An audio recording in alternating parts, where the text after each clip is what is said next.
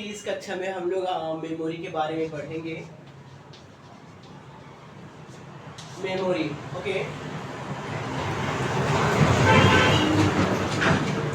Memory तो computer memory क्या है के बारे में पढ़ते हैं हम लोग। तो कंप्यूटर मेमोरी हम लोग को दो टाइप का मिलता है। एक होता है हम लोग का प्राथमिक मेमोरी,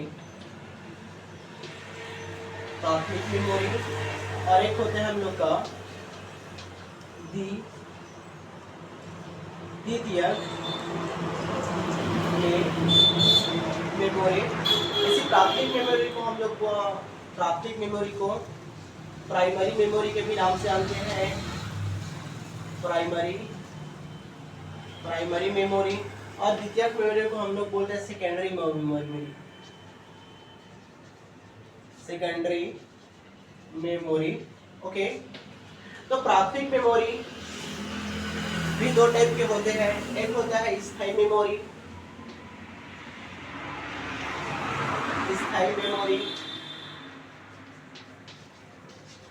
और एक होता है अस्थायी memory.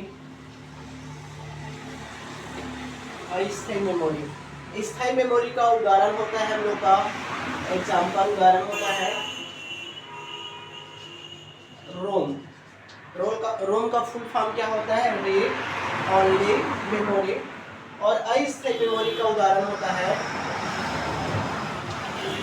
RAM, random access memory. तो ये रोम, ओके। रोम का क्या काम होता है? रोम जैसे कि हम लोग का अलार्म हो गया।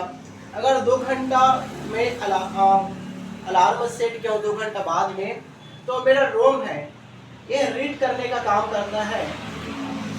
रीड करने का, याद दिलाने का काम करता है। रोम है वो 2 घंटा बाद मुझे ये रोम है वो याद दिलाने का काम करेगा। अगर मैं अपना मोबाइल है 1 घंटे के लिए बंद कर देता हूँ और उसे पुनः चालू करूँगा, तो मेरा जो अलार्म है उसे वह यह याद दिलाने का काम करता है। जैसा कि मैं प्रिंटर में अगर 10 प्रिंट मेरे को निकालना है, मैं 5 प्रिंट निकाल पाया हूँ और लाइट बंद हो गया, तो मेरा 5 प्रिंट निकालने को बचा हुआ है। तो जैसा ही लाइट आएगा तो क्या होगा? ये रोम है मुझे याद दिलाएगा।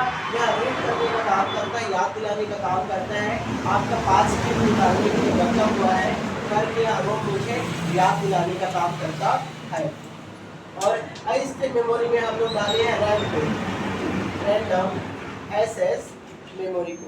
तो ये रैम को अस्थायी मेमोरी क्यों बोला जाता है? इसलिए इसको अस्थायी मेमोरी बोला जाता है क्योंकि जब हम लोग कोई सा भी सॉफ्टवेयर को ओपन करते हैं, जैसे कि ओपन कर लेते हैं MS word, MS Excel, Photoshop, कोई भी सॉफ्टवेयर को ओपन कर लेते हैं, तो वह मुख्य स्टोरेज से निकलकर, ओके, वह सीधा जाता है हम लोग का रैम में। ठीक, जैसे ही रैम में आता है वो रैम में वह काम करता है। रैम में वह यहाँ पर हम लोग का मॉनिटर में हम लोग को दिखाई देता है रैम के माध्यम से, ओके। ये एक्सेस करने का काम करता है, इसीलिए इसको बोलते हैं रैंडम एक्सेस करने का काम करता है। उसे एक्टिव करने का, उसे चलाने का काम करता है वह रैम में।